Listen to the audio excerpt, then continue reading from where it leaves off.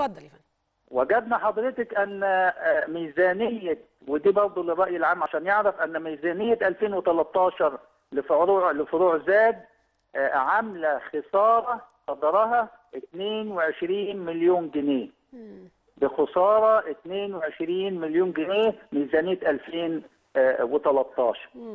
فده انا بقول هذا الكلام عشان لما نبدا باذن الله ندير فروع زاد، وطبعا الاداره التي ستقوم على فروع زاد ستحاول قدر المستطاع ان هي تحقق ارباح، ولكن اذا تبين ان مش هنقدر نحقق ارباح فيبقى ليس عيبا في الاداره طبعا. لان زاد مستلمينه حضرتك خسران 22 مليون جنيه. لا وكمان دلوقتي يعني المجمعات الاستهلاكيه لما هتاخد زاد وتشغلها ب يعني لا تستهدف ربحا، الحقيقه هي بتستهدف انها تخدم الناس وتستخدم هذه الافرع لتقديم خدمات للمواطنين.